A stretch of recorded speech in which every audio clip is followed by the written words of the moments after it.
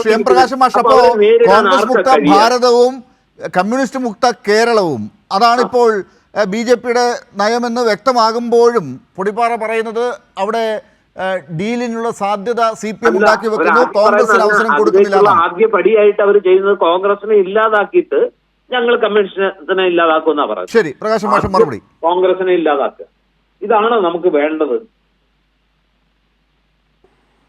യഥാർത്ഥത്തിൽ വേണ്ട രാഷ്ട്രീയം പൊടിപ്പാറയുടെ വീക്ഷണത്തിലുള്ളൊരു പ്രശ്നമാണത്. ഇപ്പോൾ എന്തുകൊണ്ടാണ് ഇവിടെ BJP-യുടെ നയങ്ങളെ സംബന്ധിച്ചിടത്തോളം വിമർശനം കോൺഗ്രസിൻ്റെ ഭാഗത്തുനിന്ന് വരുമ്പോൾ അതിന് വലിയ വില കിട്ടാത്തത്? മറ്റൊന്നും കൊണ്ടല്ല, അവരാരംഭിച്ച കാര്യം മുന്നോട്ട് കൊണ്ടുപോകുന്നതാണ്. ഇപ്പോൾ സമ്പന്നന്മാരെയും അതുപോലെ വൻകിട കോർപ്പറേറ്റുകളെയും പ്രീണിപ്പിക്കുന്ന നിലപാട് ആരംഭിച്ചത് കോൺഗ്രസ്സാണ്. ഇന്ത്യയിലെ സ്വകാര്യ പൊതു സ്വത്തുകൾ വിൽക്കുന്ന കാര്യം ആരംഭിച്ചത് കോൺഗ്രസ്സാണ്. അതുപോലെ തന്നെ ഈ പറയുന്ന പോലെ സാമ്രാജ്യത്വ അനുകൂലമായ നിലപാട് ആരംഭിച്ചത് അവരുടെ കാലത്താണ്. അതുപോലെ തന്നെ ധനകാര്യ രംഗത്ത് ഈ പറയുന്ന പോലെ ഒരു സമ്പന്നാനുകൂല സാമ്പത്തിക നയം, ഈ പറയുന്ന കാര്യങ്ങളെല്ലാം BJP-യും അതുപോലെ കോൺഗ്രസും ഒരേ നാണയത്തിൻ്റെ രണ്ട് വശങ്ങളാണ്, ഒരേ തൂവൽ പക്ഷികളാണ്. എവിടെയാണ് തോമസ് ഐസക്കിൻ്റെയും കമ്മ്യൂണിസ്റ്റ് പാർട്ടിയുടെയും ശബ്ദം വ്യതിരിക്തമാവുന്നത്? അത് ഈ നയങ്ങൾക്ക് ഘടകവിരുദ്ധമായ നയം, അത് സൈദ്ധാന്തികമായി തന്നെ മുന്നോട്ടേക്ക് വെക്കുന്നത് കമ്മ്യൂണിസ്റ്റുകാരാണെന്നുള്ളതുകൊണ്ടാണ്. പിന്നെ പൊടിപാറ മനസ്സിലാക്കേണ്ടത്, ഈ ആളുകളുടെ വലിപ്പം നോക്കിയിട്ടല്ല സാമൂഹ്യ മാറ്റം ഉണ്ടാകുന്നത്. ലോകത്തിൽ സാമൂഹ്യ മാറ്റത്തിൻ്റെ ചരിത്രം പരിശോധിക്കുമ്പോൾ അവയെല്ലാം ആരംഭിക്കുന്നത് ഒരു ചെറിയ കേന്ദ്രത്തിൽ നിന്നാണ് എന്നുള്ളത് ചരിത്രം അറിയുന്നവർക്കറിയാം. പിന്നെ കോൺഗ്രസോ BJP-യോ ആണോ ഇന്ന് ലോകത്തിലെ ഏറ്റവും പ്രധാനപ്പെട്ട മാറ്റത്തിൻ്റെ പ്രസ്ഥാനം? അവർക്ക് ഇന്ത്യ രാജ്യത്ത് മാത്രമേ ഉള്ളൂ. ലോകത്തിലെ അടിസ്ഥാനപരമായ മാറ്റത്തിന് വേണ്ടി സാമ്രാജ്യ വിരുദ്ധമായി പോരടിക്കുന്നത് മാർക്സിസം ലെനിനിസമാണ്, കമ്മ്യൂണിസ്റ്റ് പാർട്ടിയാണ്. ലോകത്തെല്ലാ രാജ്യങ്ങളിലുമുള്ള പാർട്ടി കമ്മ്യൂണിസ്റ്റ് പാർട്ടിയാണ്. കോൺഗ്രസ് BJP-ക്ക് ഇവിടെ മാത്രമല്ലേ ഉള്ളൂ. ഞങ്ങൾ ആ പറയുന്ന ആഗോള പ്രസ്ഥാനത്തിൻ്റെ ഭാഗമാണ് ഈ കേരളത്തിലെയും ഇന്ത്യയിലെയും കമ്മ്യൂണിസ്റ്റ് പാർട്ടി. ഞങ്ങളുടെ നിലപാട് വ്യത്യസ്തമാണ്, ഞങ്ങൾ ശ്രദ്ധിക്കപ്പെടുന്നത് അതുകൊണ്ടാണ്. അതുകൊണ്ട് നിങ്ങളെവിടെയാണ് ഉള്ളത് മറ്റേ അതൊന്നും ചോദിക്കുന്നതുകൊണ്ട് യാതൊരു കാര്യമില്ല.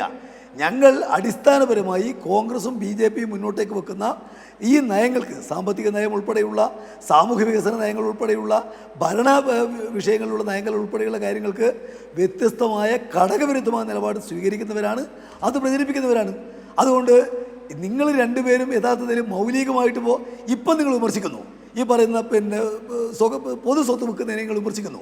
പക്ഷേ നിങ്ങളുടെ ഗവൺമെൻറ് കാലത്താണ് ഈ പറയുന്ന പൊതു സ്വത്ത് വിൽപ്പന നടത്താനുള്ള മന്ത്രാലയം ആരംഭിച്ചത്.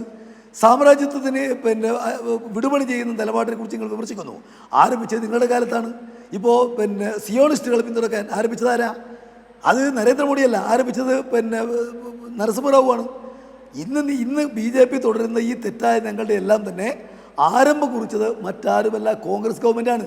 അതുകൊണ്ടാണ് രാഹുൽ ഗാന്ധിയുടെ ശബ്ദം ശ്രദ്ധിക്കപ്പെടാത്തത്, അദ്ദേഹത്തിൻ്റെ ശബ്ദത്തിന് വേറിട്ട ശബ്ദമില്ലാത്തത്.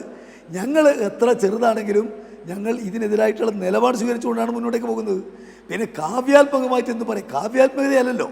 അടിസ്ഥാനപരമായിട്ട് ഇപ്പോൾ മൻമോഹൻ സിംഗിന് ഈ പറയുന്ന ഡീമോണിറ്റൈസേഷനുമായി ബന്ധപ്പെട്ടുകൊണ്ട് വ്യത്യസ്തമായ നിലപാടുണ്ടോ?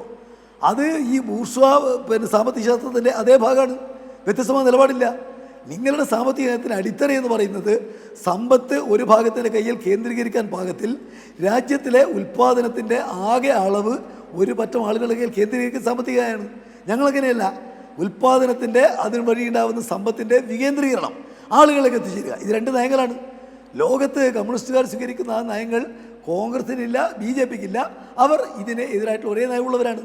അതുകൊണ്ടാണ് നിങ്ങൾ ശ്രദ്ധിക്കപ്പെടാതെ പോകുന്നത്. നിങ്ങൾ എന്തുകൊണ്ടാണ് ഇപ്പോൾ നിങ്ങൾ പ്രതിപക്ഷമാണ്, ശരി, പ്രതിപക്ഷമായതുകൊണ്ട് മാത്രം പഴയ നയങ്ങളിൽ നിന്ന് നിങ്ങൾക്ക് പുറകോട്ട് വരേണ്ടി വരുന്നുണ്ട്. പക്ഷേ അത് നിങ്ങളുടെ അടിസ്ഥാന നയവുമായിട്ട് ഒരു കാരണവശാലും പൊരുത്തപ്പെടാതിരിക്കുന്നതല്ല. ഇപ്പോൾ വർഗീയതയുമായിട്ട് ബന്ധപ്പെട്ട് യഥാർത്ഥത്തിൽ ഹൈന്ദവ വർഗീയതക്ക് വളരാനുള്ള ആദ്യത്തെ മണവിക്കതാരാ? നിങ്ങളുടെ ഗവൺമെൻറ്റല്ലേ? ഇവിടെ നരസിംഹറാവു ഗവൺമെൻറ് ഉണ്ടായ കാലത്തല്ലേ ബാബരി പള്ളി പൊളിച്ചുകൊണ്ട് വർഗീയതയുടെ ഈ വളർച്ചയ്ക്ക് ആധാരം ഉണ്ടാക്കിയത്? അപ്പോൾ അതുപോലെ തന്നെ പിന്നീട് VP സിംഗിൻ്റെ ഗവൺമെൻറ് വന്നപ്പോൾ ഇവർ കുറേ കൂടി ഏർപ്പാട് ചെയ്ത് കൊടുത്ത് നിങ്ങളല്ലേ? അപ്പോൾ നിങ്ങൾ വർഗീയതയല്ല നിങ്ങൾക്ക് യഥാർത്ഥമായിട്ടുള്ള എതിർപ്പ്, നിങ്ങൾക്ക് അധികാരത്തിന് വേണ്ടിയിട്ട് എന്തു സ്വീകരിക്കുക എന്നുള്ളതാണ്.